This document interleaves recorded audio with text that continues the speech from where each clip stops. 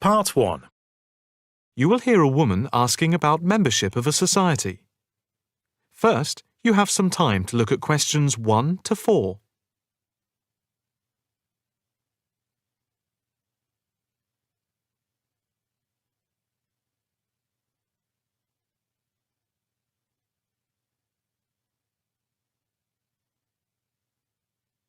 Listen carefully and answer questions 1 to 4. Hi. I'd like some information about joining the International Arts Society. That's no problem. What exactly can I help you with? First of all, I'd like to know about the membership fee.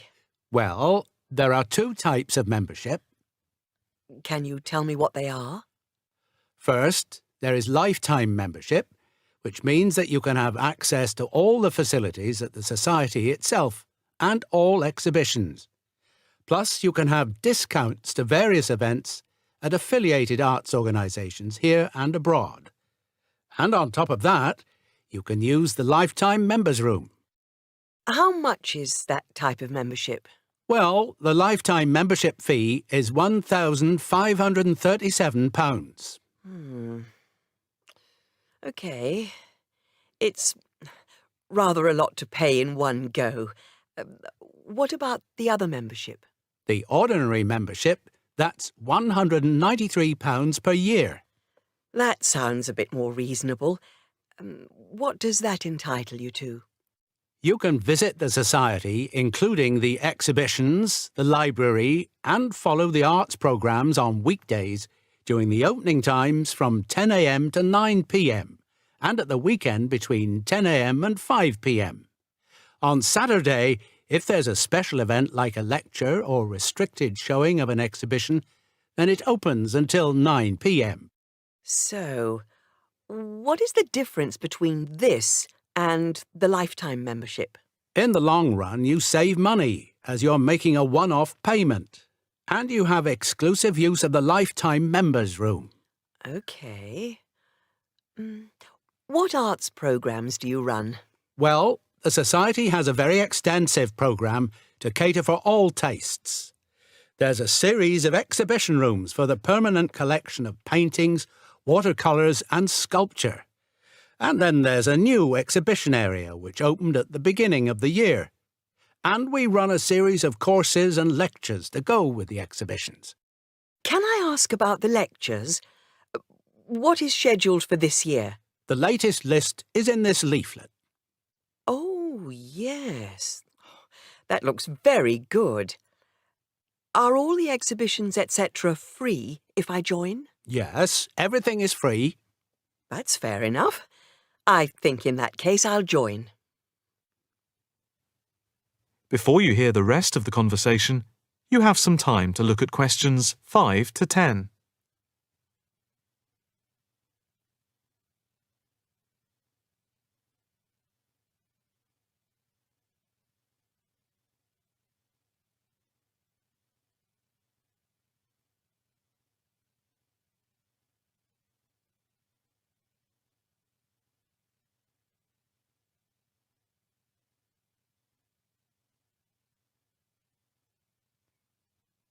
Now listen and answer questions 5 to 10.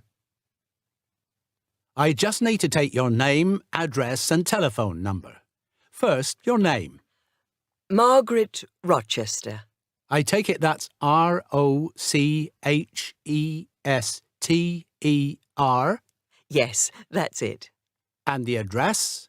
It's 55 Stone Avenue. OK. Avenue. And the postcode? Let's see. It's MA7 4PQ. And a daytime telephone number? Can I give you my work number? Yeah, that's fine. It's 0207 895 2220 and the extension is 6633. Can I pay by credit card? Yes, of course.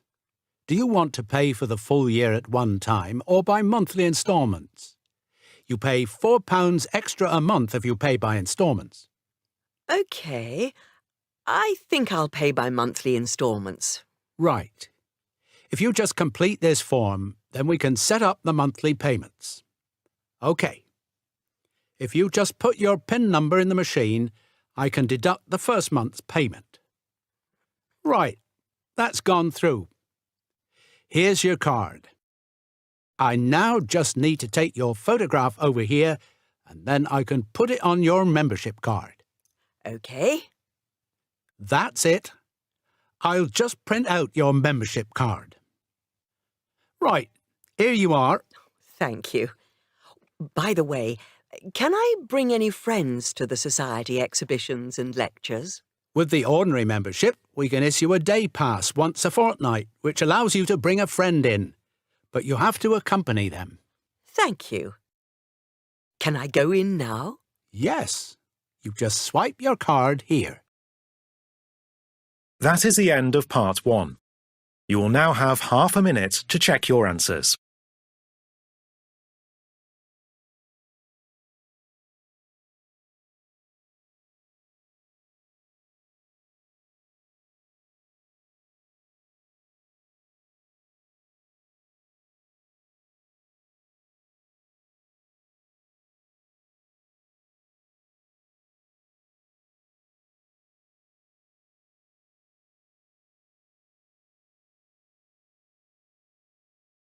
Part 2. You will hear the education officer in a museum giving a talk to school students who are about to start a one-week work placement in the museum. First, you have some time to look at questions 11 to 15.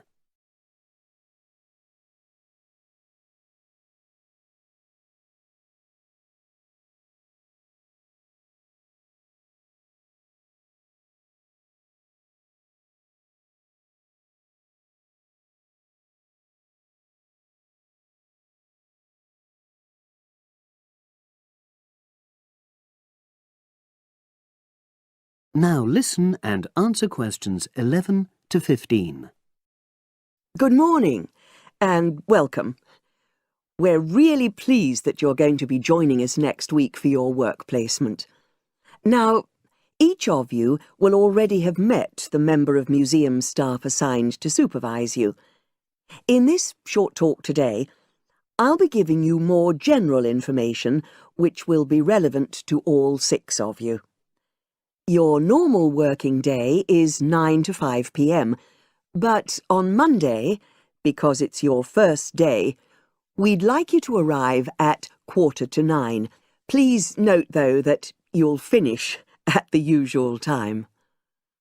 A lot of you have been asking what you should wear for work. Well, you may have noticed that we're not exactly a formal institution, so you'd really be out of place if you wear smart attire like a suit. If you go out on a trip with us, then we'd like you to wear a museum cap. It has our logo on, and we feel it helps people recognise you. But on a day-to-day basis in the museum itself, we say put on your own casual clothing because you'll be doing lots of dusty, messy work. Now, we don't have an enormous number of rules, but work placement is an excellent preparation for the real world of work, and we expect you to be very punctual and reliable. If you're not well, or there's been a hold-up, then what we ask you to do is ring the museum receptionist. He will be in the museum well ahead of opening time, and he'll inform your own personal supervisor in the museum. If you're away for more than 1 day, we'll inform your school tutor. They'll obviously need to make a note of your absence and follow up if necessary. But most of all, we hope you really enjoy yourselves during the placement. Students say they have a lot of fun, whether it's working with kids in our art workshops held every Monday, or, the most popular, when they go out on our outreach work to residential homes, recording elderly people's memories of school days for our oral history project. So, we hope you feel excited by the prospect of starting next week and well prepared. Your personal supervisor will be there to help you with our health and safety requirements when you start next week, and your supervisors will also brief you about the background to the museum, summarising all the huge amount of information on our website. In the next couple of days, it might be worthwhile if you get hold of evaluations and other notes made by students who've worked with us before. You can get a lot of pointers from them. Before you hear the rest of the conversation, you have some time to look at questions 16 to 20.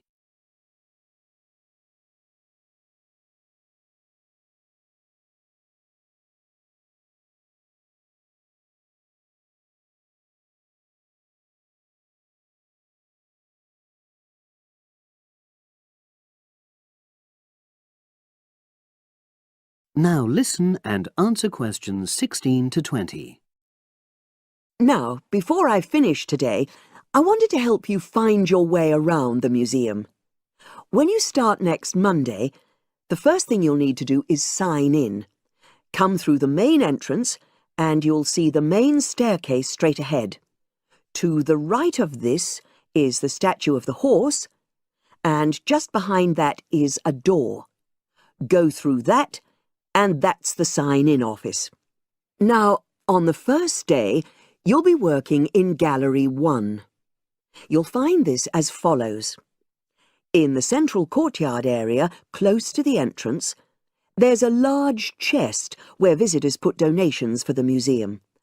The door just behind that leads to Gallery 1.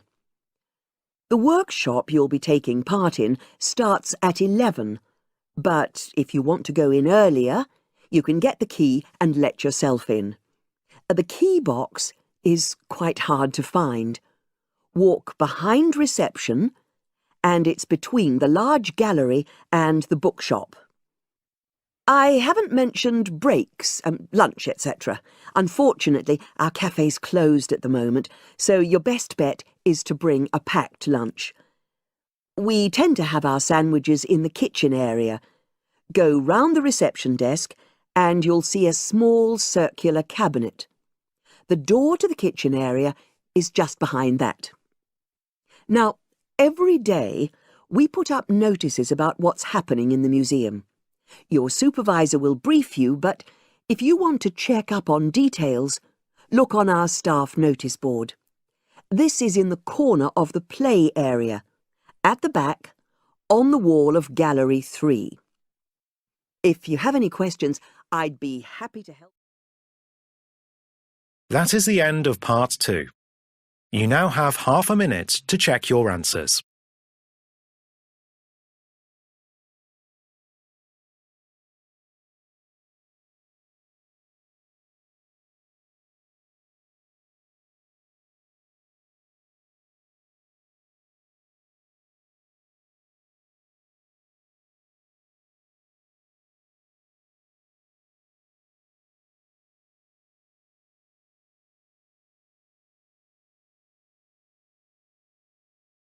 Part 3.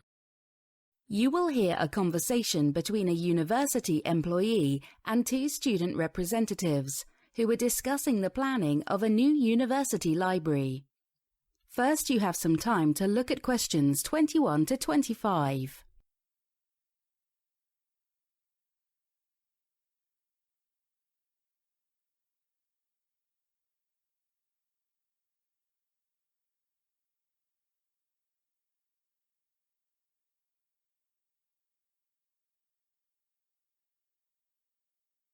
Listen carefully and answer questions 21 to 25. Hi there, thanks for coming today. I'm Liz Shaw, the project manager for the construction of the new university library. Hi, we're Sally and Ben from the Student Association. Thanks for inviting us today. Yeah, hi Liz. As you know, planning permission for the new site was granted last week, so we are all very excited about that. Yeah, great news. We had a big meeting last week and everyone cheered when it was announced. I think they've all had enough of the old place. Yes, it can get a little chilly in winter. Now we are currently consulting with different interest groups. Obviously, students are going to be the main users of the library, so any thoughts you guys can offer will be extremely valuable. Okay, great. So opening should be in around 9 months. Is that right? Longer than that. About 18 months, isn't it? That's right, Ben, although delays are also possible. Now, I just wanted to go over some of the key points in the document, things that will be of most interest to students. Fire away. Well, perhaps the biggest change for the new library is the open plan design. We basically wanted to get away from having all the rooms separated from each other, that old traditional stuffy library atmosphere. Our plan is more like a shopping mall, with escalators taking students from one level to the next, and then different browsing sections along the walls of each floor. But won't it get a bit noisy? Well, it might, but also on each floor there will be soundproof reading rooms, so there will be no noise coming in. These rooms will also contain individual pods that can be hired for an even more focused study experience. Oh, sounds impressive. Liz, obviously nowadays with building design there are concerns about environmental impact, but I think I saw something in the plans about making use of green energy. That's right. The library will have over 200 windows, including what will be the UK's largest oval-shaped window at the top of the building, to allow as much natural light into the building as possible, good for sunny days. The roof of the building will also have a number of small wind turbines, and our target is that these will generate at least 20% of the energy needs of the building. Oh, that's great. Before you hear the rest of the conversation, you have some time to look at questions 26 to 30.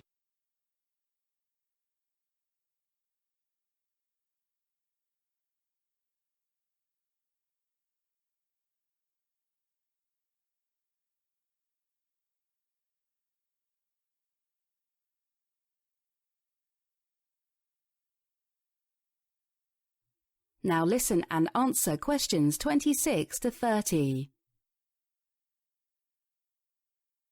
So those are a few of the core features of the new library. So now feel free to ask any questions you have.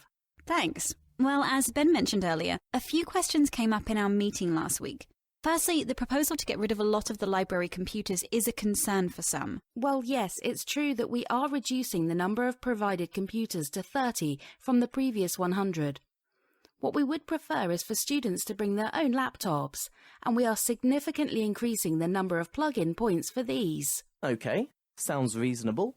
On a related point, internet speed is something of an issue in the current place, especially when the library is full. Presumably, those problems will be ironed out. Yes, that is a priority. And also the local council have promised us extra funds. They want this to be a flagship project for Wi-Fi connectivity in the city, and the aim is to make it the fastest among national universities. Fantastic. Oh, another thing that came up was book availability. With the new building design, it seems like the number of books on shelves at a given time will decrease. Yes, it's true that we are moving away from rooms stuffed with books towards a more modern and spacious environment. However, we will still have the computer stations so that students can find and order books to borrow. Also, we are developing our digital library considerably. I was just going to ask about digital access. About seating. With the new place being more spacious, will there still be room for chairs and tables? Lots of students like to be near the books when they're studying so they can just get up and grab something. Well, for browsing bookshelves, we are more likely to just be having benches, as our research shows that most users prefer a separation of browsing and study areas. But that's something that can be adjusted if necessary. I also wanted to ask about disabled access, but we are waiting on feedback from a survey sent out to the Equal Access Committee. Okay, but rest assured that easy access for people with disabilities is a priority for the project management team, especially things like wheelchair ramps. Liz, thanks for meeting with us today. The new library sounds amazing. Lots to report back to the association.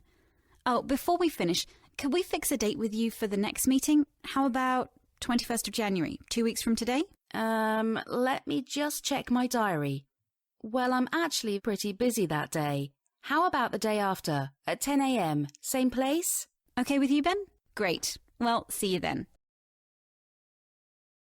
That is the end of part 3. You now have half a minute to check your answers.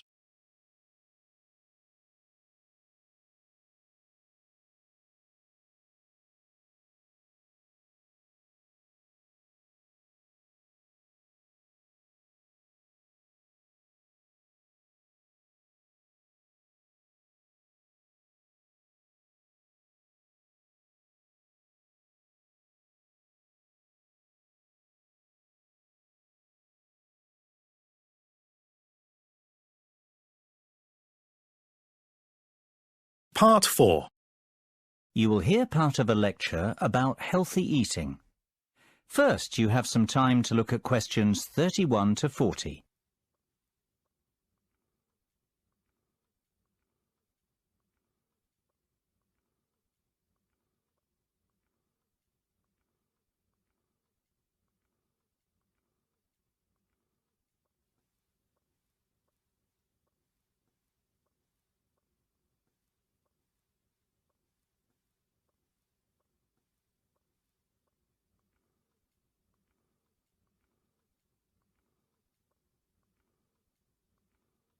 Now listen carefully and answer questions 31 to 40.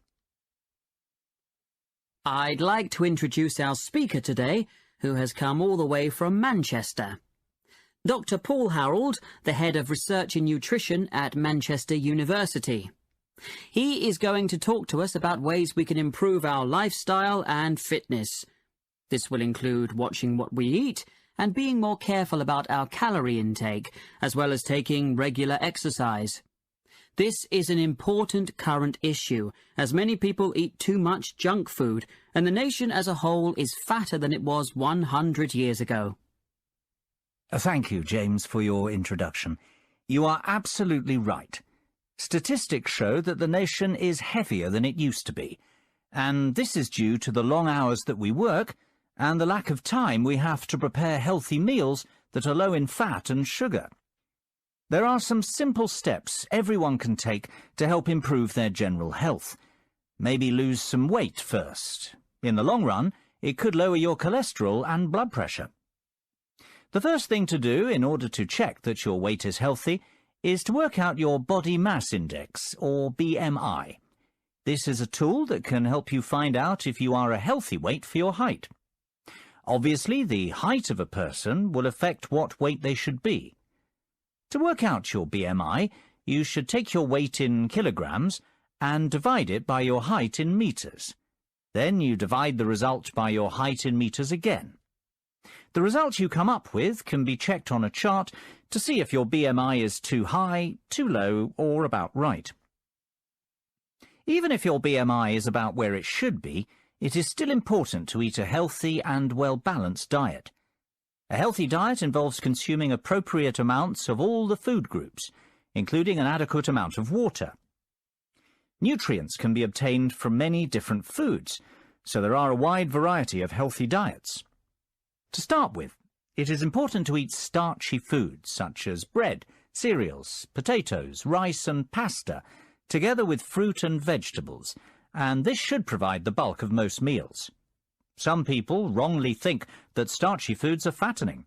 In fact, they contain about half the calories than the same weight of fat. Also, starchy foods often contain a lot of fibre. When you eat starchy foods, you get a feeling of fullness, which helps to control appetite. It is also important to eat at least 5 portions, and ideally 7 to 9 portions, of a variety of fruit or vegetables each day. If you eat a lot of fruit and vegetables, then your chance of developing heart disease, a stroke, or bowel cancer are reduced. You also need a certain amount of protein to keep healthy. However, most people eat more protein than is necessary. You should choose poultry, such as chicken or lean meat. There is evidence that eating oily fish helps to protect against heart disease. It is probably the omega-3 fatty acids in the fish oil that help to reduce build-up in the arteries. Aim to eat at least 2 portions of fish per week, one of which should be oily. Obviously, what we eat is highly important, but it is also crucial to do regular exercise, as it strengthens our heart, tones our muscles, and is also good for the mind.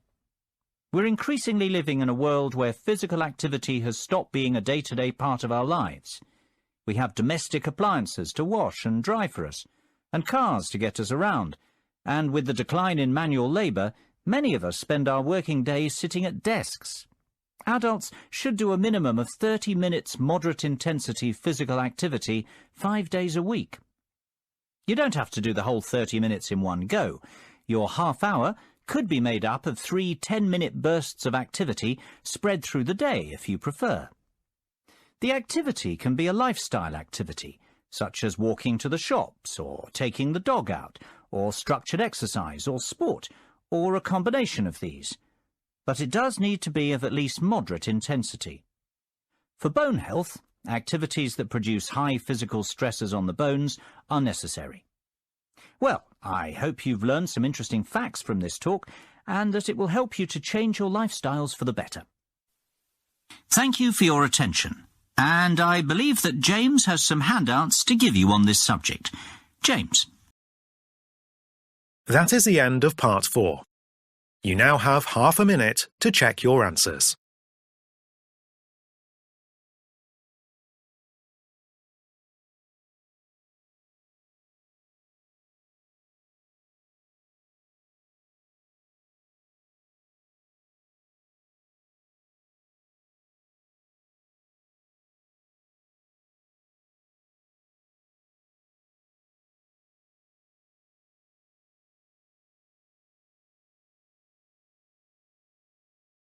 That is the end of the listening test.